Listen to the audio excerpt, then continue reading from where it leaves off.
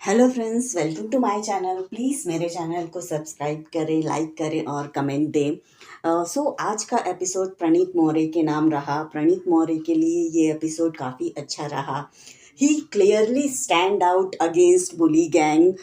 उसने पूरी की पूरी बुली गैंग के अगेंस्ट खड़े होकर अपने आप को काफ़ी अच्छे से स्टैंड आउट किया है। जी हाँ, बुली गैंग में बात कर रही हूँ बशीर अली, अमाल मलिक, जीशान कादरी, शहबाज, फरहाना भट्ट। ये सारे इसी बुली गैंग के सदस्य हैं। फाइट अमाल मलिक की हो रही थी, बीच में बशीर अली कूद गया। उसको चाहिए, बशीर को चाहिए कि वो किसी ना किसी तरह से किसी की भी फाइट में अपनी एंट्री करवाए। और अगर उसकी उसकी गैंग के लोग हैं तो ऑब्वियसली उसका उसमें पार्टिसिपेट करना बनता ही है और वो आ जाता है। लेकिन प्रणीत ने काफ़ी डिसेंट तरीके से और अपने आप को काफ़ी कंट्रोल में रखकर अमाल मलिक और बशीर अली को अच्छे से काफ़ी तगड़ा जवाब दिया है। उसने काफ़ी अपनी डिसेंसी मेंटेन रखते हुए उनके साथ लड़ाई की है। लेकिन अमाल मलिक और बशीर अली, मतलब वो अपनी उनका जो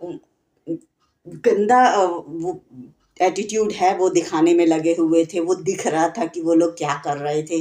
वो लोग सिर्फ बुली करने में लगे हुए थे। लेकिन प्रणीत ने काफ़ी समझदारी से इस पूरे सिचुएशन को संभाला। और उसके साथ उन खुद के ग्रुप के लोग भी कुछ खास उसके साथ खड़े नहीं थे। सिर्फ आवेज़ वहाँ खड़ा था, लेकिन आवेज़ भी ऐसा कुछ बोल नहीं रहा था। बस वो चुपचाप खड़ा हुआ था, बीच में आ रहा था और इसके अलावा वो कुछ बोल नहीं रहा था। हाँ, बस मतलब उसका टारगेट कहीं और, मतलब वो कहीं और तीर चलाने में लगा हुआ था। वो लड़कियों को हंसता देखकर उन पर कमेंट करने लगा कि मतलब ये लड़कियां हंसकर सिचुएशन को और एग्रीवेट कर रही हैं।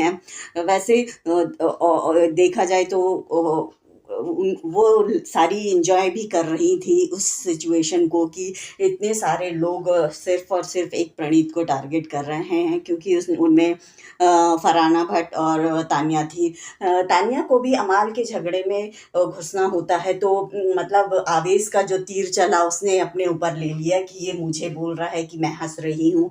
और वो फिर आवेश से लड़ पड़ी कि मैं अमाल के झगड़े को बढ़ावा नहीं देती हूँ, मैं तो हमेशा उसे रोकने की कोशिश करती हूँ।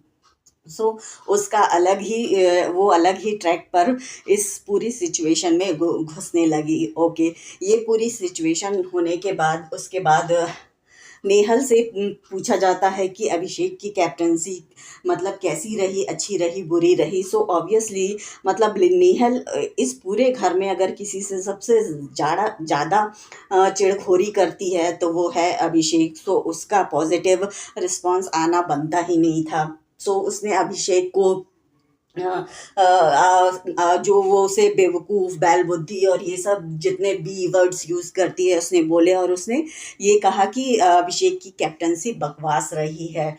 वो खुद कितना मतलब वो ऑडियंस बनकर देख रही है पूरा घर के अंदर जो हो रहा है, उसके बावजूद वो बकवास कर रही वहाँ बैठ कर के।